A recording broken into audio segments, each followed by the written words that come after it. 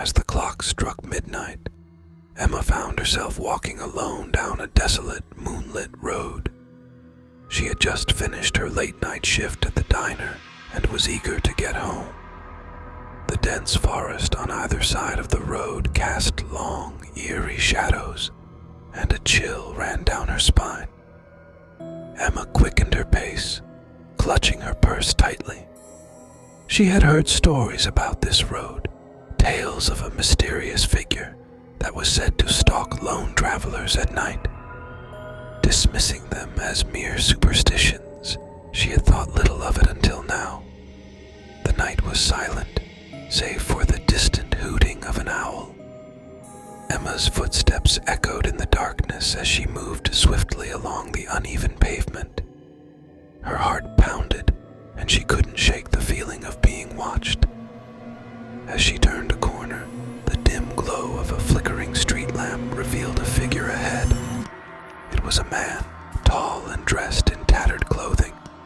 His face was obscured by shadows, and he stood perfectly still, staring in Emma's direction. Emma's breath caught in her throat as she approached the stranger.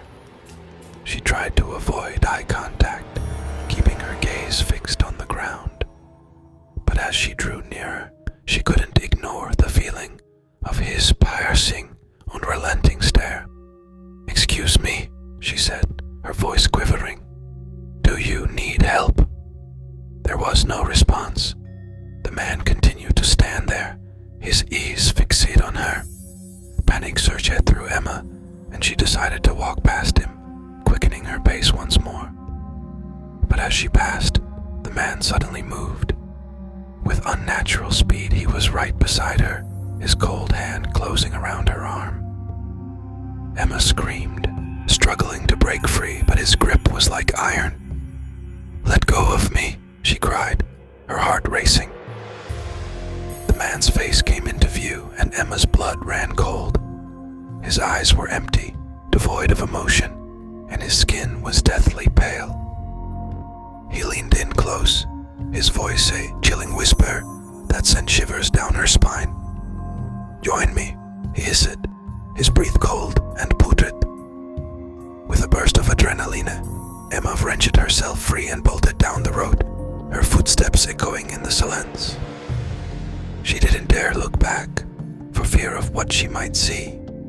She ran faster and faster, her heart pounding in her chest. As she reached the safety of her home, she slammed the door shut, gasping for breath. She peered out the window, but there was no sign of the man. Had he been a mere figment of her imagination, a product of her exhausted mind?